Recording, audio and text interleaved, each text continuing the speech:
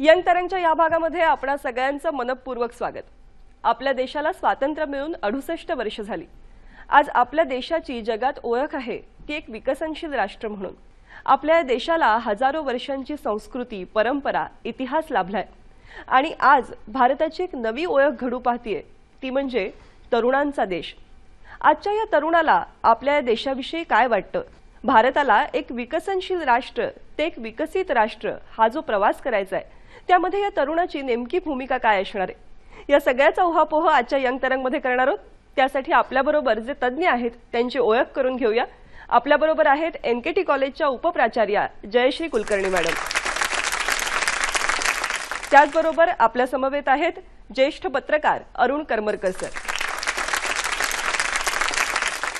आणि अर्थातच आजच्या चर्चेचा जो केंद्रबिंदू आहे आपल्या भारताची युवा पिढी ही सगळी यंग तरंग, तर त्यांचंही मनपूर्वक स्वागत। मला तुमच्याशीच गप्पा मारायला आवडतील। आपण जे आता म्हटलं की भारत आजही एक विकसनशील देश आहे, बरोबर? तर याला विकसित राष्ट्र करण्यासाठी नेमकं काय काय व्हायला पाहिजे, काय वाटतं तुम्हाला? आपला देश हा विकसनशील देश आहे, तर त्याला आपल्याला विकसित बनवण्यासाठी आपल्याला आपल्या देशाची साक्षरताही वाढवायला पाहिजे। जसे की अमेरिका, इंग्लंड या देशांची साक्षरता 99%, तर भारताची 99 नव्हे तर 100% असायला पाहिजे असे मला वाटते। वा, भारत हा एक विकसनशील देश आहे। मग त्या भारतात कुपोषणग्रस्त लोक आहेत, त्यांची मला ती गरिबी आहे ती दूर करायची आहे। बरं, भारतामध्ये प्रदूषण ही फार मोठी समस्या आहे। ती समस्या वाहनांचा त्याच्यामध्ये समावेश आहे, त्यामुळे मी सार्वजनिक वाहनांचा वापर करशील। बरं, आपल्या भारताला विकसित राष्ट्र बनवण्यासाठी सर्वप्रथम आपल्या भारताला स्मार्ट इंडिया बनावं लागेल। ते कसं काय होईल असं तुला वाटतं? आपण जे ट्रान्झॅक्शन वगैरे करतो ते आपण व्यवहार कॅश न देता ई बँकिंग किंवा ई गव्हर्नन्सच्या द्वारे करावे। बरं, खूप छान छान मुद्दे मुलांकडून येत आहेत। तुम्हाला दोघांना काय सांगायला आवडेल? ई गव्हर्नन्स हे खरंच आपल्या पुढे खूप मोठं एक आव्हान आहे। याचं कारण असं आहे की आपली पॉप्युलेशन आत्ताची जशी म्हणली तसे की बरेचसे यंग पॉप्युलेशन आहे आपली, आणि त्याच्यामुळे डिजिटलायझेशन हे आपल्या देशामध्ये खूप वेगानं होत आहे। परंतु त्याच्याच बरोबर बरंचसं पॉप्युलेशन असं आहे की हे ई गव्हर्नन्स किंवा डिजिटलायझेशन किंवा ई ट्रान्झॅक्शन्स याला कुठेतरी घाबरतं। म्हणजे जी पिढी आहे की जी थोडी आमच्यापेक्षा जास्त वयस्कर किंवा आमच्यासारखी पिढी, त्यांना थोडंसं ह्याच्याबद्दल शंका वाटते की हे नेमकं चालतं कसं, आपण जर ई ट्रान्झॅक्शन केली, ई पेमेंट केलं तर हे नीट होईल की नाही। तर हे एक मोठं आव्हान आपल्या समोर आहे आणि सगळ्यांना ह्याच्याबद्दल एक जागरूकता निर्माण करणं आणि त्यांना एक ट्रेनिंग देणं याची एक मोठी गरज आहे असं मला या क्षणी वाटतं आहे। सर, आपण काय सांगाल? कुपोषण किंवा साक्षरता यासारखा अतिशय महत्त्वाचा मुद्दा या ठिकाणी चर्चेला आला। खूप महत्त्वाचे विषय मुलांनी काढले आहेत, प्रदूषणापासून साक्षरतेपर्यंत, आणि त्यामुळे हा ई गव्हर्नन्सचा जो मुद्दा आहे तो सुद्धा कुठेतरी शिक्षणाशी जोडलेला आहेच आहे। केवळ प्रौढ पिढी नव्हे, आजची पिढी सुद्धा, आज शाळेमध्ये शिकणारा जो समूह आहे या समूहाच्या सुद्धा वेगवेगळे प्रकार आहेत, वेगवेगळे वर्ग आहेत। त्याच्या छोट्या छोट्या गावांमध्ये शिकणारा विद्यार्थी आणि शहरातल्या प्रगत शाळांच्या मध्ये शिकणारा विद्यार्थी, याच्यामध्ये ज्ञानग्रहणाची आणि त्याच्यापर्यंत पोहोचणाऱ्या शिक्षणाच्या सोयी सवलतींची अजूनही विषमता आहे। बरोबर, आणि त्यामुळे त्या सगळ्याचा विचार करता खरोखरच तंत्रज्ञानाचा योग्य वापर करून डिजिटलायझेशनकडे आणि डिजिटल इंडियाकडे आपल्याला जर जायचं असेल तर शिक्षणाच्या क्षेत्रामध्ये खूप मोठा बदल आपल्याला करावा लागेल, खूप मोठी झेप घ्यावी लागेल। सरकारी पातळीवरती जे प्रयत्न चालू आहेत ते आहेतच, त्याला बळ देणं आवश्यक आहेच, परंतु खाजगी संस्थांच्या पातळीवरती आणि ज्या शाळेमध्ये आपण शिकतो आहोत, ज्या प्रकारच्या सोयी सवलती आपण मिळवतो आहोत, त्या आपल्यासारख्याच आपल्या देशातल्या अन्यान्य भागामध्ये राहणाऱ्या विद्यार्थ्यांच्यापर्यंत पोहोचवण्यासाठी आपल्या पातळीवरती सर्वांनी प्रयत्न करण्याची फार मोठी आवश्यकता आहे असं मला वाटतं।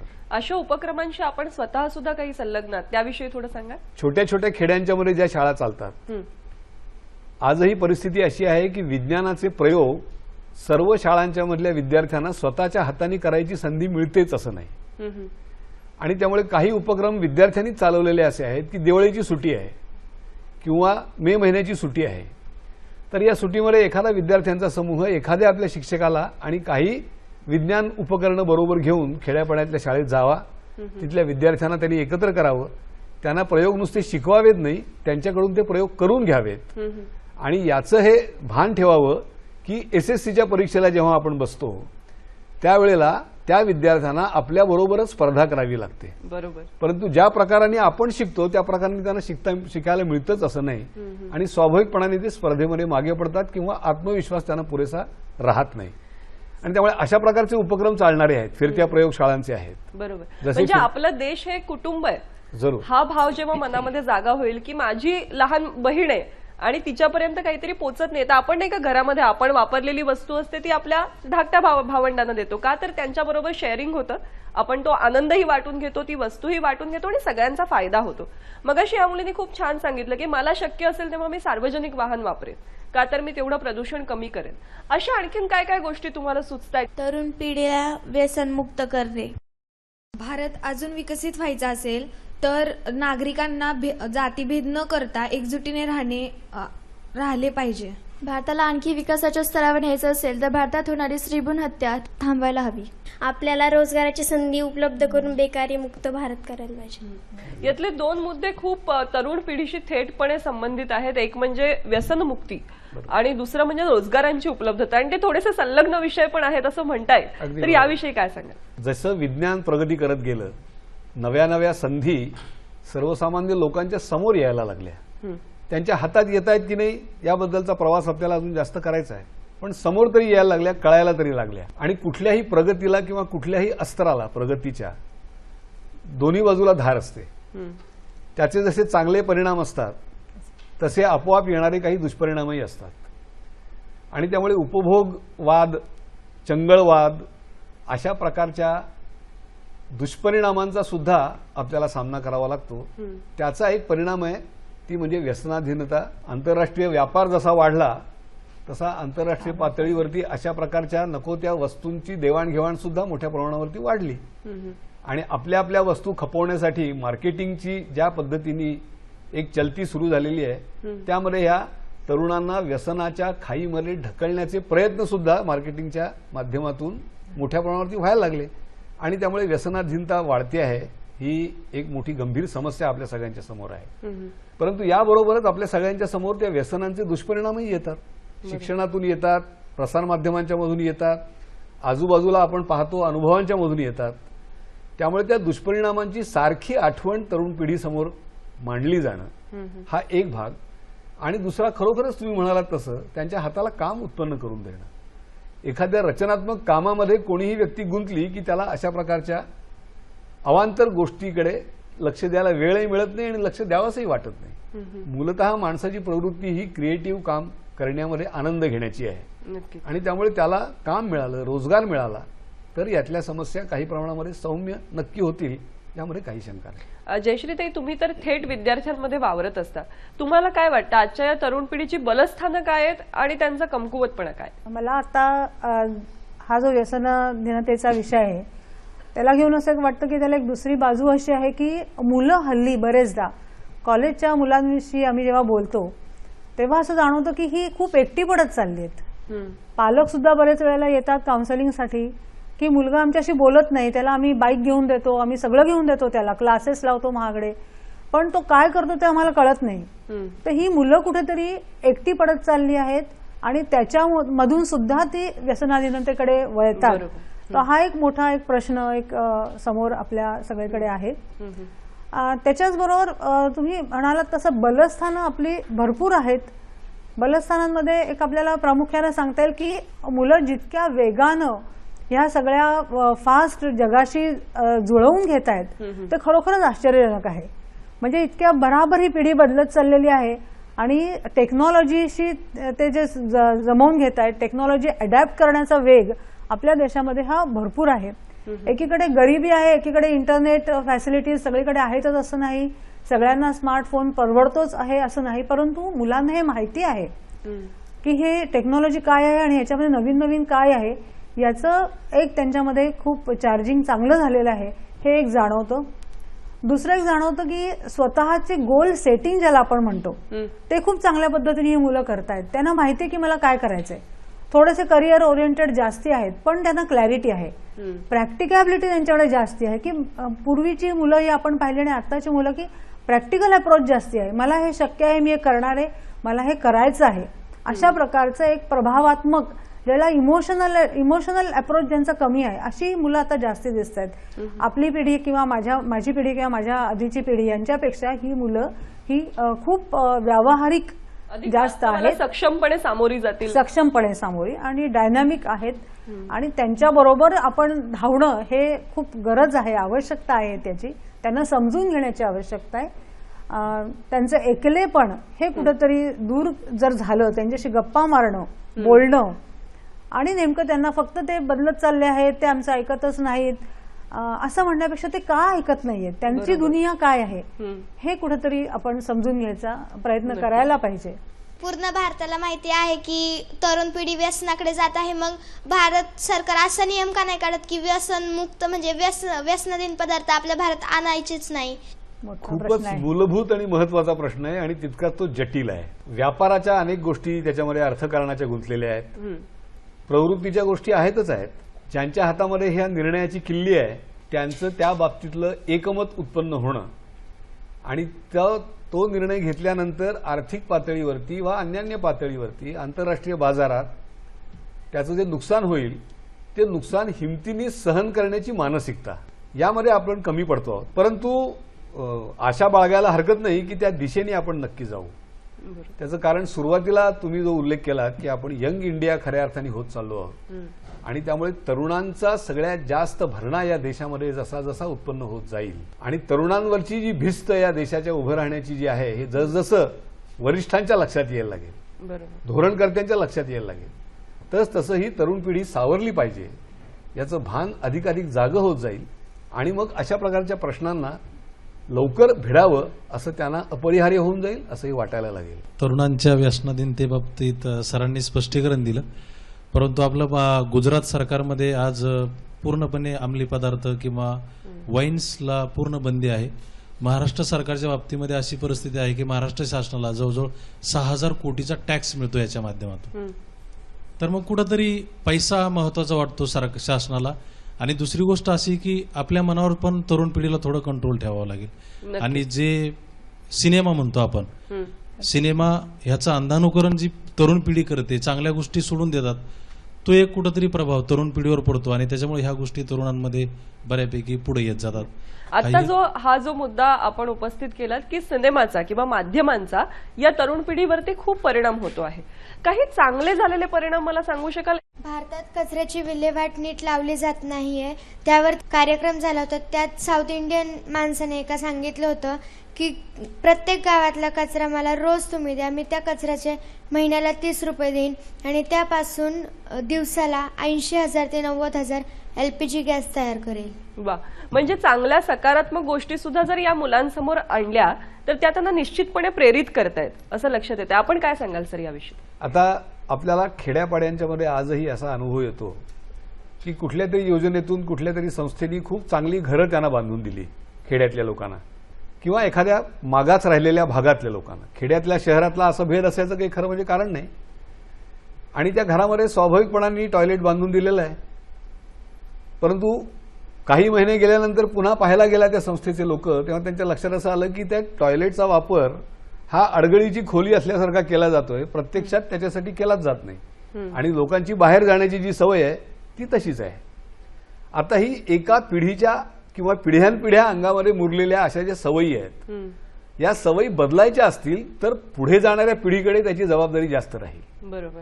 एका मर्यादेपर्यंत माणूस आपल्या आयुष्यात 60-70 वर्षाचं आयुष्य गेल्यानंतर सवयींमध्ये बदल करू शकतो, परंतु आता 60% जर आपण तरुण भारत होणार असू तर तरुणांनी अशा प्रकारच्या, मग ते कचऱ्याचे विषय असतील, आता ई गव्हर्नन्सचा विषय आपण काढला, तंत्रज्ञानाचा विषय काढला, तर नव्याने ई कचऱ्याचा विषय सुद्धा समोर आपल्या येतोच आहे. बरोबर. केवळ जुन्या लोकांनी कचऱ्याची जी काही विल्हेवाट लावण्याची व्यवस्था ठेवली नाही त्याचे दुष्परिणाम आपण भोगतोय असं नाही, तर आगामी काळामध्ये सुद्धा अशा प्रकारचे उत्पन्न होणाऱ्या ज्या ज्या समस्या आहेत यांचा वेध घेण्याचा प्रयत्न हा तरुणांनी आजच्या करायला हवा आणि तरुण असं करतायत. बरोबर. प्लॅस्टिकची विल्हेवाट लावण्यासाठीचे असंख्य संशोधन प्रकल्प आपल्या देशामध्ये तरुणांच्या पातळीवर मग IITs मधून असतील किंवा अन्य क्षेत्रात असतील मोठ्या प्रमाणावर चालू आहेत. त्यांना काही प्रमाणात यश सुद्धा मिळालेलं आहे. त्यामुळे येणाऱ्या संकटाचा वेध घेऊन सुद्धा आजची तरुण पिढी त्या संकटावरती मात कशी आपल्याला करता येईल याचा विचार आजपासून करायला लागलेली आहे. आत्ताची पिढी आकलनाच्या बाबतीत विचाराच्या बाबतीमध्ये गेल्या पिढ्यांच्या पेक्षा कितीतरी पुढे आहे. बरोबर. म्हणजे आता कोणीतरी शिक्षकांनी सांगावं आणि विद्यार्थ्यांनी करावं याची गरज राहिलेली नाही. आकलन झालेलं आहे, चांगल्या गोष्टी करण्याचं लक्षात आलेलं आहे, त्यांनी आपलं पाऊल पुढे टाकावं अशा प्रकारची स्थिती आता उत्पन्न झाली आहे. आणि जर समतोल विचार आपण केला तर जशा समस्या वाढत आहेत तसंच समस्यांवरती उपाय कसे काढता येतील याचा विचार करणाऱ्या प्रवृत्ती आणि शक्ती सुद्धा वाढत आहेत आणि त्या तरुणांच्या वाढत आहेत. नक्कीच. म्हणजे भारत तरुण होतो आहे असं जेव्हा आपण म्हणतो आहोत तेव्हा खरं तर तो बदलाच्या एका वळणावरती आहे. आणि या पुढचं वळण जर आपल्याला सुखकर हवं असेल, सुरक्षित हवं असेल तर ती जबाबदारी आपल्या सगळ्यांची आणि खास करून भारतातल्या तरुणांची आहे. याच विषयी ही चर्चा अशीच सुरू ठेवूया, पण आता वेळ एका छोट्याशा विश्रांतीची. आजकाल भारतामध्ये मोठी समस्या म्हणून भ्रष्टाचार आपण बघतो. तो कमी करण्यासाठी, त्याचे प्रमाण कमी करण्यासाठी आपण काय कराल? भ्रष्टाचाराचा विषय असा आहे की खरं सांगायचं म्हणजे अशा कुठल्याही समस्येची सुरुवात आपण स्वतःपासून करायला पाहिजे, त्याच्या उकल करण्याची. ब्रेकनंतर यंग तरंगमध्ये पुन्हा एकदा आपणा सगळ्यांचं स्वागत. आज आपण आपल्या भारताविषयी चर्चा करतो आहोत. भारतामध्ये जसे अंतर्गत प्रश्न आहेत तशी बाह्य आव्हानं सुद्धा आहेत आणि आजच्या तरुण पिढीच्या मनात त्याविषयी प्रचंड कुतूहल आहे, कधी राग आहे. तर या सगळ्याला आज आपण वाट करून देणार आहोत. काय विचारायचं तुम्हाला, काय प्रश्न आहेत तुमच्या मनात नेमके? आता आपल्या भारतामध्ये पर्यावरणाचा ऱ्हास हा खूप मोठ्या प्रमाणात होत आहे आणि मला तरी असं वाटतं की 12-13% तरी असेल आपल्या भारत देशामध्ये वृक्ष, तरी अजून 35% झाडांची लागवड हवी असं मला वाटतंय. आपल्या भारतात अंधश्रद्धा ही प्रमुख समस्या निर्माण झालेली आहे. म्हणजे अंधश्रद्धावर बळी जाणारी लोक सुद्धा सुशिक्षितच आहे आणि तरुण नाहीत. म्हणजे सुशिक्षित लोक असून सुद्धा देशाच्या प्रगतीकडे न वळता अंधश्रद्धेकडे वळतात. तेच जर सुशिक्षित लोकांनी आपले विचार वगैरे अंधश्रद्धेकडे न वळवता आपल्या देशाच्या प्रगतीकडे वळवले तर आपले देश नक्कीच विकसित होईल. जी आजची तरुण पिढी तिला सोशल मीडियाचा वेळ लागलेला आहे. ते मला असं विचारायचं आहे की सरांना की सोशल मीडियाचा किंवा व्हॉट्सअप, फेसबुक याचा आपण कसा आणि किती प्रमाणात वापर केला पाहिजे? बरं, मगाशी मी असं म्हटलं की कुठलीही नवीन प्रगती जी होते, विज्ञान जे साधन आपल्याला उपलब्ध करून देतं ते दुधारी असतं. सोशल मीडियाचा वापर आपल्या हातात असतो आणि सोशल मीडियाचा वापर केल्यामुळे होणारे फायदे आपण सगळेजण अनुभवतो, त्याचे तोटेही आपण अनुभवतो. त्यामुळे कशासाठी आपण त्याचा वापर करणार यावरती त्या माध्यमाचा प्रभाव कुठल्या दिशेने जाणार हे अवलंबून आहे. त्यामुळे वापर जरूर करावा. आधुनिक तंत्रज्ञान आहे, उपयोगी तंत्रज्ञान आहे. संपर्काचा अन्यथा आपल्याला जो अत्यंत तुटवडा भासायला लागलेला आहे आता परस्पर संपर्काचा, त्याच्यावरती एक खूप चांगलं उत्तर सोशल मीडिया याच्यातून आहे. प्रसारमाध्यमं जी रूढ प्रसारमाध्यमं आहेत त्या प्रसारमाध्यमांच्या बद्दल आपण अनेक वेळेला असं म्हणतो की त्यांच्याकडून जेवढं कर्तव्य त्यांचं पार पाडायला जायला हवं तितकं पाडलं जात नाहीये. त्याच्यावरती सुद्धा सोशल मीडिया हे अतिशय चांगलं अभिव्यक्त होण्याचं आणि प्रभावित करण्याचं उत्तम माध्यम आपल्याला उपलब्ध आहे. आणि त्यामुळे सोशल मीडियाचा वापर आपण चांगल्या दृष्टिकोनातून चांगल्या कामासाठी जरूर केला पाहिजे. त्याचे जे दुष्परिणाम आहेत, त्याचा गैरफायदा घेतल्याचे जे प्रकार आपल्या अनुभवाला येतात त्याविषयी सावध राहणं, त्या प्रकारामध्ये आपण न शिरणं याची काळजी तितकीच विद्यार्थ्यांनी, पालकांनी, सगळ्याच नागरिकांनी घेतली पाहिजे. आजकाल भारतामध्ये मोठी समस्या म्हणून भ्रष्टाचार आपण बघतो. तो कमी करण्यासाठी, त्याचे प्रमाण कमी करण्यासाठी आपण काय कराल? भ्रष्टाचाराचा विषय असा आहे की खरं सांगायचं म्हणजे अशा कुठल्याही समस्येची सुरुवात आपण स्वतःपासून करायला पाहिजे, त्याच्या उकल करण्याची. असा निश्चय प्रत्येकाने केला की मी भ्रष्टाचार करणार नाही, नव्या पैशाचा सुद्धा. परळहून दादरला मला जायचंय, बघतं कोण म्हणून मी तिकीट न काढता जाणार नाही. बघत नसेलही कोणी कदाचित, एखाद्या वेळेला टीसी भेटत असेल, पण तो सुद्धा भ्रष्टाचार आहे, देशाच्या संपत्तीचा गैरवापर आहे. बरोबर. आणि त्यामुळे मी तो करणार नाही असा निश्चय प्रत्येक नागरिकांनी केला तर भ्रष्टाचार होणार नाही. भ्रष्टाचार रोखण्यासाठी आणि करणाऱ्यांना शासन करण्यासाठी ज्या व्यवस्था असतात त्या सगळ्या आपल्या देशात आहेत. आपण वाचत असतो वृत्तपत्र रोज, न्यायालयाच्या माध्यमातून, प्रशासनाच्या माध्यमातून भ्रष्टाचार करणाऱ्यांच्यावरती जी कारवाई व्हायला हवी असं आपल्याला वाटतं ती कारवाई अजिबातच होत नाही असं नाही. कमी अधिक प्रमाणात आपल्याला समाधान असतो पण त्याच्यावरती. त्यामुळे करणाऱ्यांच्यावरती चाप कसा बसवता येईल याची व्यवस्था ज्यांच्या हातामध्ये आहे त्यांच्यावरती आपण सोडू. पण तो वाढणार नाही, मी तो करणार नाही. आणि माझ्या हद्दीत आज नाही उद्या माझ्या हद्दीमध्ये तशा प्रकारचा भ्रष्टाचार करण्याच्या ज्या शक्यता असतील त्या मी माझ्या अवतीभोवतीच्या लोकांना करू देणार नाही. हे आपल्या हातात आहे, तर ते आपण करूया. एवढा जरी निश्चय आपण केला तरी आपल्याकडची भ्रष्टाचाराची समस्या कमी व्हायला फार मोठा हातभार लागणार आहे, हे आपण लक्षात ठेवायला पाहिजे. नक्कीच. भ्रष्टाचाराबरोबरच आज नक्षलवादाचे सुद्धा प्रमाण भारतात वाढले आहे. तर ते कमी करण्यासाठी आज आपण काय केले पाहिजे? बरेचदा बेरोजगारी आणि कुठल्याही प्रकारचं काम नाही, empty mind is devil's workshop असं म्हणतो, त्याच्यामधून बरेचदा थोड्या छोट्या छोट्या मोहापोटी अशा प्रकारचे कामं करवून घेतली जातात आणि त्याच्यामुळे तरुण लोक या अशा प्रकारच्या दहशतवादी किंवा नक्षलवादी अशा प्रकारच्या गोष्टींना बळी पडतात. म्हणूया आपण त्यांना, कुप्रवृत्ती त्याला बळी पडतात. त्याच्याचबरोबर एक दहशतवादाचा तर प्रश्न हा खूप मोठा आहे. मगाशी तुम्ही उल्लेख केला की आंतरराष्ट्रीय किंवा बाह्य आक्रमण काय आहेत, तर त्याच्यामध्ये आपल्या देशावरती होणारं जे मोठं आक्रमण आहे ते दहशतवादाचं. आपण भारत अतिशय सहनशील राष्ट्र आहोत, आपण क्षमाशील आहोत, उदार आहोत. खूपदा तरुणांच्या मनामध्ये हा मोठा एक राग खदखदत असतो की आपणच काय ठेका घेतलाय का, मग आपण जशाच तसं उत्तर का देत नाही, त्यांनी 10 मारले तर आपण 100 का मारत नाही. अशा प्रकारचं एक मोठं असंतोष मुलांच्या मनामध्ये आहे, तो बोलताना जाणवतो. आणि मग काही नाही, आपण एक बॉम्ब टाकून दिला पाहिजे खरं म्हणजे, अशा प्रकारचा सुद्धा एक अतिरेकी असा विचार आपल्या मनामध्ये येतो. तर हे एक मोठं आव्हान आपल्या समोर आहे की हा दहशतवादाचा बिमोड कसा केला पाहिजे. त्याच्यावरती बऱ्याच जणांचे हात वरती आलेत. तुला काय विचारायचं? भारत देश में कितने सारे आश्रम होते हुए भी कुछ बच्चे औरतें रस्तों सड़क पर भीख मांगते, ऐसा क्यों है? और कोई बड़ा आदमी सड़क से जाता है और ये कानून उसने ही बनाया है तो वो देख के भी अनदेखा करता है, ऐसा क्यों करता है? मैं इतना कह सकता हूं कि ऐसा किसी ने भी करना नहीं चाहिए. व्यसनाधीनचे जो मगाशी विषय आला त्याच्यामध्ये आपण जर इथल्या कुठल्याही रेल्वे स्टेशनवरती गेलो तर आपल्याला असं लक्षात येईल की घरातून पळून आलेली किंवा पळवून आणलेली किंवा संभ्रम उत्पन्न होऊन निघून आलेली अशी अनेक मुलं आणि मग ती कुठल्या तरी दुष्प्रवृत्तीच्या विळख्यामध्ये सापडतात, व्यसनांना बळी पडतात. अशा प्रकारच्या मोठ्या समस्या आहेत. परंतु मगाशी मी म्हटलं त्याप्रमाणे या प्रकारच्या समस्येवरती सुद्धा काम करणाऱ्या अनेक संस्था आणि अनेक कार्यकर्ते आहेत.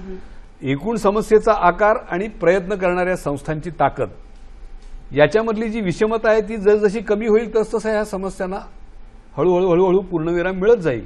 आपल्या भारताला जर विकसित राष्ट्र करायचं असेल तर हा समाज आपला आहे, हा देश आपला आहे, याचा अर्थ त्याच्यातली बलस्थानंही आपली आहेत आणि त्याच्यामधले दोषही आपले आहेत. त्या बलस्थानांचा वापर करणं हा आपला अधिकार आहे, दोष दूर करणं हे आपलं कर्तव्य आहे. अशा प्रकारचा एक जागरूक भाव प्रत्येक नागरिकाच्या मनामध्ये उत्पन्न जर झाला तर देश पुढे जाईल आणि समस्यांमधून मार्ग निघेल. जसं आपण बाहेरच्या देशाकडे बघत असतो तसं बाहेरचं जगही आपल्या खिडकीत डोकावून बघत असतं. तर त्यांना आपण कसे दिसत असू, भारत कसा असेल, बाहेरच्या लोकांना काय वाटत असेल? मला असे वाटते की बाहेरच्या देशातील लोक हे भारतीय संस्कृतीला चांगले मानतात, त्यासाठी ती आपली संस्कृती घेतात. पण आपण आपली संस्कृती चांगली आपल्याला चांगली वाटते तरी आपण बाहेरच्या देशाची संस्कृती का घेतो? बाहेरचे देशाचे लोक जेव्हा आपल्या देशाकडे बघतात तेव्हा त्यांना वाटते की आपला देश हा सर्वात मोठी लोकशाही असलेला देश आहे. आज नासामध्ये 25% भारतीय वंशाचे शास्त्रज्ञ आहेत. ही आपल्या जगाची भारताची ओळख आहे. त्याचप्रमाणे आपल्या या भारतामध्ये 420 कोटी एक हॉलिवूड पिक्चरच्या पूर्ण पेमेंटपेक्षाही कमी खर्चात 6 रुपये 92 प्रति किलोमीटरसाठी वापर करून एक मंगळयान अवकाशात सोडलं. हे आपल्या भारताची ताकद जागतिक स्तरावर समजते. आपल्या भारताने 1971 मध्ये अमेरिकेतील अपोलो 15 या नावाच्या अंतरिक्ष यानाद्वारे आपला भारताचा झेंडा हा अंतरिक्षात सर्वात प्रथम पोहोचवला. हे कर्तृत्वाचे बाहेरच्या देशातील लोकांना वाटत असेल. आता या मुलांनी जी काही उत्तरं दिली मला असं जाणवलेली गोष्ट अशी की यातली एकही गोष्ट नकारात्मक नाही. सगळ्या गोष्टी आहेत त्या सकारात्मक आहेत. त्यासाठी मला वाटतं म्हणजे ही देशप्रेमाने प्रेरित पिढी असं आपण म्हणू शकतो. तुमच्यासाठी एकदा टाळ्या झाल्या पाहिजे. ही जी काही आपल्या देशाची प्रतिमा जागतिक स्तरावरती आहे त्याविषयी एक पत्रकार म्हणून आपण काय सांगा? मी जरा थोडं 1998ची तुम्हाला मी आठवण करून देतो. पोखरणला अणु चाचणी ज्यावेळेला आपल्या देशाने केली, म्हणजे पुढच्या मंगळयानापर्यंतच्या सगळ्या वैज्ञानिक प्रगतीचा उल्लेख झालेलाच आहे, तुम्ही सगळ्यांनी छान केलेलाच आहे. परंतु जगाचा दृष्टिकोन कसा बदलत जातो आणि त्याचा गेल्या 15-17 वर्षामध्ये आपण जो अनुभव घेतोय तो तुम्ही सगळ्यांनी छान शब्दांच्या मध्ये मांडलेला आहे. परंतु आपल्या देशामध्ये राहिलेला आणि परदेशामध्ये शिकायला गेलेला एक तरुण, या तरुणांनी या पोखरणच्या अणुस्फोटानंतर जेव्हा भारतात आला त्यावेळेला गप्पा मारताना सहज एक गोष्ट सांगितली की माझ्याबरोबर एशिया खंडातल्या वेगवेगळ्या देशांचे जे विद्यार्थी आम्ही तिथे शिकतो अमेरिकेमध्ये, या विद्यार्थ्यांच्याकडे बघण्याचा कालपर्यंतचा दृष्टिकोन India, where is that India, अशा प्रकारचा काहीसा उपेक्षेचा, काहीसा टवाळीचा अशा प्रकारचा होता. आणि आता मात्र आम्ही जेव्हा ओळख करून देतो की आय एम फ्रॉम इंडिया, तेव्हा लोकांचे डोळे विस्तारतात. ओ इंडिया म्हणजे तो पोखरणचा अणुस्फोट ज्यांनी केला आणि 5th जनरेशन सगळ्यात अत्याधुनिक अशा प्रकारच्या अणु चाचणीचा यशस्वी स्फोट घडवून आणला तो हा भारत. अशा प्रकारची चर्चा ही आंतरराष्ट्रीय वर्तुळामध्ये सुरू झाली. आणि गेल्या 15-17 वर्षामध्ये तर आपल्या देशाने एकूण या तंत्रज्ञानामध्ये, विज्ञानामध्ये जी प्रगतीची झेप घेतलेली आहे, अंतरिक्ष यानं सोडून मंगळयानासारखा उपक्रम करून, आणि जसं म्हटलं तसं बुद्धिमत्तेच्या पातळीवरती आपल्या देशातले विद्यार्थी देशोदेशीमध्ये नोबेल पारितोषिक घेणारे आपले भारतीय वंशाचे 3-4 जण निघाले गेल्या 15 वर्षामध्ये. वेगवेगळ्या आधुनिक शास्त्राच्या क्षेत्रामध्ये सगळ्यात अग्रेसर राहिलेला असा जर कोणी समूह असेल तर तो भारतीय समूह आहे, हे लोकांच्या लक्षामध्ये यायला लागलं जगातल्या. आणि त्यामुळे आपल्या देशाची प्रतिमा ही अतिशय उत्तम अशी उत्तरोत्तर होत चाललेली आहे. आणि आगामी काळामध्ये तर ती अधिक उत्तम होणार आहे, कारण तुम्ही सगळेजण भारत चालवणार आहात आणि तुमचे इतके प्रगत विचार आहेत. नक्कीच. भारताची कुटुंब व्यवस्था हा आज पाश्चिमात्य देशांच्या दृष्टीने अत्यंत औत्सुक्याचा आणि जवळचा विषय बनलेला आहे की कसं टिकतं. आज अमेरिकेमध्ये राहिलेल्या कुठल्याही मुलीच्या बाळंतपणासाठी तिची आई तिथे जाते, याचं सुद्धा अमेरिकेमध्ये अप्रूप वाटतं की एवढ्या लांबून केवळ आपल्या मुलीच्या डिलिव्हरीचा आणि तिच्यानंतर तिच्या संगोपनामध्ये तिला मदत करण्यासाठी, कुटुंब सांभाळण्यासाठी आणि तिला घरगुती कामामध्ये मदत करण्यासाठी आई वडील लांबून येतात. आपल्या दृष्टिकोनातून ही अतिशय सहज साध्य नेहमीची कॉमन गोष्ट आहे.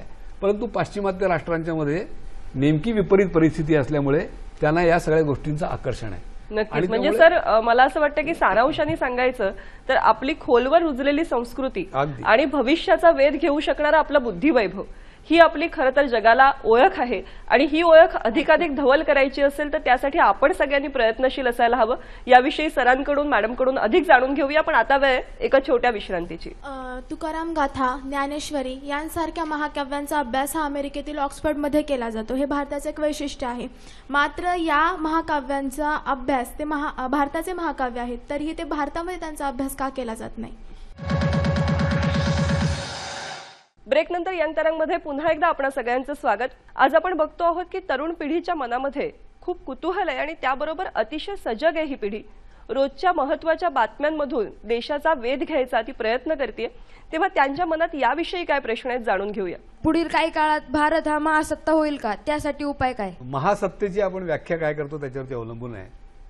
परंतु महासत्ता ही जर आर्थिक पातळीवरती आणि सामरिक पातळीवरती सर्वात समर्थ अशा प्रकारची स्थिती असलेलं राष्ट्र अशी जर त्याची व्याख्या असेल तर भारताला या दोनही अर्थाने महासत्ता होण्याला फारसा काही वेळ नाहीये. आर्थिक प्रगतीच्या बाबतीमध्ये आपण पाहिलं गेल्या 2-3 वर्षाच्या मध्ये सगळं पाश्चिमात्य जगत हे वेगवेगळ्या प्रकारच्या आर्थिक संकटांनी ग्रासलं आणि असं म्हटलं गेलं की अमेरिकेमध्ये मंदी उत्पन्न झाली, त्याचा सगळ्या जगावरती परिणाम होणार, पण तुलनेने भारताच्या अर्थकारणावरती त्याचा परिणाम झाला नाही. आणि त्यामुळे आर्थिक ताकद आणि आर्थिक आंतरिक क्षमता या बाबतीमध्ये आपल्या देशाची सिद्धता ही याआधी सिद्ध होऊन गेलेली आहे. नक्कीच. आणि त्यामुळे आपण त्या दिशेने फार वेगाने वाटचाल करतो आहोत. आपल्या भारतामध्ये खूप श्रीमंत मंदिरे आहेत, जसं की तिरुपती बालाजी. आत्ताच तामिळनाडूमध्ये एक सुवर्ण मंदिर तयार झालेलं आहे. त्यामध्ये त्यांना दररोजचे लाखो करोडो रुपये देणग्या येतात. दानपेटीमध्ये पैसे टाकले जातात. त्यामधून ते संस्थानांना पण देतात. काही कमिटी पण असतात की ते लोकांना मदत करतात, पण त्यातूनही काही पैसे होतात. त्यातून करप्शन होतं का? असं आहे, जिथं पैसा आहे तिथे दुष्प्रवृत्ती आहेत. जिथं काही फायदा आहे तिथे तो फायदा आपल्या पदरामध्ये जास्तीत जास्त पाडून घ्यावा यासाठी प्रयत्न करण्याची प्रवृत्ती आहे. जशा माणसामध्ये चांगल्या प्रवृत्ती आहेत तशा दुष्प्रवृत्ती आहेत. त्यामुळे मंदिरं झाली काय किंवा अन्य प्रकारच्या संस्था, ज्या विश्वस्त संस्था म्हटल्या जातात, ज्यांच्याकडे संपत्ती जास्त आहे त्यांना त्या संपत्तीचा दुरुपयोग होणार नाही यासाठी जास्त कडक उपाययोजना करण्याची आवश्यकता उत्पन्न होते आणि ते करतात. तुला काय विचारायचं? मला भारतातील एक पॉझिटिव्ह पॉईंट सांगू वाटतो, तो म्हणजे तरुणांमधील असलेला एकात्मता. उदाहरणार्थ दिल्लीमध्ये झालेलं निर्भया प्रकरण, त्यामध्ये सर्वात जास्त आवाज नंतर तरुणांनीच उठवला. त्यामध्ये दिल्ली असेल किंवा संपूर्ण भारतामध्ये फक्त तरुणांनीच पूर्ण त्या निर्भयाला सपोर्ट केला की तुम्ही सरकारने त्या ज्यांनी जे काही तो असा प्रकार केला त्यांना तुम्ही शिक्षा द्या म्हणून. बरोबर. तरुणांची एकी ही फार मोठी ताकद असू शकते. तुकाराम गाथा, ज्ञानेश्वरी यांसारख्या महाकाव्यांचा अभ्यास हा अमेरिकेतील ऑक्सफर्डमध्ये केला जातो. हे भारताचे एक वैशिष्ट्य आहे. मात्र या महाकाव्यांचा अभ्यास ते भारताचे महाकाव्य आहेत, तरीही ते भारतामध्ये त्यांचा अभ्यास का केला जात नाही? आपल्या संस्कृतीचा अभ्यास परकीय करतात, आपण का करत नाही? काय सांगाल मॅडम याविषयी? आपण करत नाही असं नाही. आपल्याकडेही ज्ञानेश्वरीचा वरती PhD मिळवलेले अनेक जण आहेत आणि जे ज्ञानेश्वरीचं पारायण करतात ते असं सांगतात की दरवेळेला ज्ञानेश्वरीचा अर्थ आम्हाला वेगळ्या पद्धतीने कळतो. आपण करतोच, त्याचं जे काही अभ्यास करायचा आहे त्याच्यावरती PhD मिळवायची आहे किंवा त्याचं वेगवेगळ्या प्रकाराने त्याचं जे विवेचन करायचं आहे ते आपण करतो आहोत. परंतु ह्याचं विशेष आहे की दुसऱ्या देशांमध्ये सुद्धा ह्याची एक उत्सुकता आहे आणि त्याला एक ॲक्सेप्टन्स आहे किंवा त्याला एक रिस्पेक्ट आहे. हे निश्चितच एक प्लस पॉइंट आहे. भारत एवढा विकसित देश आहे तरी भारतामध्ये बालमजुरी आणि कुपोषण होत आहे. हे थांबवण्यासाठी आपण काय केले पाहिजे? मगापासून मी जे उत्तर देतोय तेच खरं. म्हणजे समस्या खूप आहेत. आपण याकडे अशा नजरेने पाहिलं पाहिजे की या समस्यांच्या वरती उपाय काढणारे प्रयत्न किती होत आहेत. शेतकऱ्यांच्या आत्महत्येचा विषय खूप गाजलाय प्रसारमाध्यमांच्या मधून आणि खूप भेडसावतोय आपल्या सगळ्यांना. परंतु त्याच्याच बरोबर शेती किफायतशीर होईल, कमी गुंतवणुकीमध्ये शेतकऱ्याला त्याचं भरण पोषण होण्याच्या दृष्टिकोनातून आवश्यक तेवढं उत्पन्न मिळेल, अशा प्रकारचे मार्गदर्शक प्रयोगही फार मोठ्या प्रमाणावरती चाललेत. आपण सगळेजण भोसरीतून आलात, पुण्यातून. पुणे जिल्ह्यामध्ये हिंजवडी पार्क जो आहे, IT पार्क, या हिंजवडी पार्कच्या शेजारी असलेल्या गावामध्ये, ज्या गावाची 1000 एकर जमीन या पार्कसाठी गेलेली आहे, पण त्या गावामधला एक शेतकरी उभा राहिला आणि त्यांनी शेतकऱ्यांच्या गटांच्या माध्यमातून त्यांची शेती किफायतशीर किती, तर जो शेतकरी आहे त्याला वर्षाला 80,000 रुपये कमीत कमी आणि त्याच्या घरातली जी महिला आहे तिला 50-60 हजार रुपये वर्षाला एवढं उत्पन्न मिळेल, असं एक मॉडेल तयार केलंय. आणि आपल्या सगळ्यांना ऐकायला आनंद वाटेल की याच्याकडून मार्गदर्शन घेऊन आज देशभरामध्ये असे शेतकऱ्यांचे जवळजवळ 250 गट कार्यरत झालेले आहेत. आणि त्यामुळे असे उपक्रमही चालू आहेत की शेती किफायतशीर व्हावी, शेतकऱ्याचं दारिद्र्य दूर व्हावं, तो आपला सगळ्यांचा अन्नदाता आहे, त्याच्यावरती आत्महत्या करण्याची वेळ येऊ नये. आणि त्यातून ज्या आत्महत्या घडलेल्या आहेत त्या कुटुंबांना मदत करण्यासाठी सुद्धा नाना पाटेकरांपासून तर सर्वसामान्य स्तरापर्यंत नागरिकांच्या पर्यंत अनेक हात पुढे सरसावत आहेत. हाही पुन्हा सगळ्या आपल्या देशातल्या एका एकात्मतेचाच पुन्हा एक मोठा परिचय देणारी खूण आहे की तरुणही पुढे सरकत आहेत. भारतात संयुक्त कौटुंबिक पद्धत आहे असे म्हणतात, पण भारतात अनाथ आश्रम व वृद्धाश्रमाचे वाढते प्रमाण आहे. यावर तुमचं मत काय? असा आपण सर्व्हे कुठे कोणी केलाय का हो? अनाथाश्रमाचं आणि वृद्धाश्रमाचं प्रमाण कशामुळे आणि का वाढतं आहे? तर तुम्हाला एक मी छोटी गोष्ट सांगतो. नागालँड सारखा प्रांत आहे. या नागालँडच्या प्रांतामध्ये एक सामाजिक कार्यकर्ता त्या गावातल्या काहीतरी सामाजिक संस्थेची सुरुवात करावी म्हणून एका छोट्या पाड्यावरती गेला आणि त्या वृद्धाला तो असं म्हणाला, तिथला जो गाव प्रमुख होता त्याला, की आपण आपल्या ठिकाणी इथे अनाथाश्रम सुरू करू. तर त्यावेळेला तो म्हणाला की अनाथाश्रम म्हणजे काय असतं? याने सांगितलं की ज्याला आई वडील नाहीत, जो बेघर आहे, ज्याला निवारा नाहीये, ज्याची देखभाल करणारं कोणी नाही, अशी जी अनाथ मुलं असतात त्यांचा सांभाळ करण्याची एक संस्था आपण सुरू करू. त्यावेळी तो असं म्हणाला की हे सगळे अनाथ वगैरे जी काही सगळ्या संकल्पना आहेत ना, त्या तुमच्याकडे मुंबई पुण्याकडे आहेत. आमच्या गावामध्ये अनाथ कुणी नाही. आई वडील गमावले दुर्दैवानी, आणि त्यामुळे त्याच्यावरती मातापित्यांचं छत्र नाही अशी मुलं असतात, पण ती अनाथ नसतात, ती गावाची मुलं असतात. अशा प्रकारचा एक क्लोज निट ज्याला म्हणतात इंग्रजीमध्ये, असा एक बांधीव समाज आजही देशाच्या कानाकोपऱ्यामध्ये परंपरेने पिढ्यानपिढ्यापासून जगत आलेला आहे. आपण त्या परंपरांच्याकडे वळून किती लवकर बघू आणि त्या आजच्या परिभाषेमध्ये कशा पुनरुज्जीवित करू, याच्यावरती ह्या प्रश्नांची उत्तरं अवलंबून आहेत. भारतामध्ये स्त्री पुरुष समानता ही मोठी समस्या आहे. पुरुषांना बाहेर जाण्याची किंवा बाहेर फिरण्याची परवानगी असते. कुठल्याही कामाला पहिले पुरुष पुढे जातील, पण हे स्त्रियांसाठी का नाही? आता खरं म्हणजे हा एक खूप मोठा आणि सामाजिक असा विषय याला तिने तोंड फोडलेला आहे. स्त्रियांना परवानगी म्हणण्यापेक्षा स्त्रियांनी तेवढं सक्षम होण्याची एक गरज आहे. आपण एक स्वतःला सक्षम म्हणलं पाहिजे की येस मी हे करणार, मी का करू शकत नाही, असं प्रत्येक जर महिलेने ठरवलं तर तिला कोणी अडवू शकत नाही. त्याच्यामुळे स्त्री आणि पुरुषांना परवानगी नाही का, तर स्त्रियांना सुद्धा प्रत्येक गोष्टीमध्ये खरं म्हणजे परवानगी आहे आणि ती आपण प्राप्त करून घ्यायची आहे. अनुकूल परिस्थिती आपण बनवून घ्यायची आहे. त्यामुळे प्रत्येक स्त्रीने ठरवलं पाहिजे. भारताची आर्थिक स्थिती बिकट आहे. ती आर्थिक स्थिती उंचावण्यासाठी आपण काय प्रयत्न करू शकतो? आपण एक महासत्ता खरंच आहोत. आता चायनामध्ये जे डिफ्लेशन झालं त्याचा परिणाम आपल्या देशावरती फार मोठा झाला नाही, थोड्या प्रमाणात झाला, कारण आता जागतिकीकरणच आहे. परंतु आपले सुदैवाने आपल्या गव्हर्नमेंटच्या पॉलिसीज ज्या आहेत त्याच्याच बरोबर गव्हर्नमेंट आणि आरबीआय याच्यामध्ये आरबीआयला आपण एक स्वतंत्र असा जो दर्जा दिलेला आहे, त्याच्यामुळे भारताची आर्थिक स्थिती ही वाईट नाही. तू जे म्हणतो आहेस ते कदाचित प्रत्येक दर डोई उत्पन्न कमी आहे, गरिबी आहे, हा भाग आहे, परंतु ही जी गोष्ट आहे ही आपल्याला हळूहळू कमी करायची आहे. एखादी जादूची कांडी फिरवली आणि ते झालेलं आहे असं होणार नाही. हा अनेक वर्षांच्या जे क्रिया प्रक्रिया होत गेल्या त्याचा एक परिपाक आहे.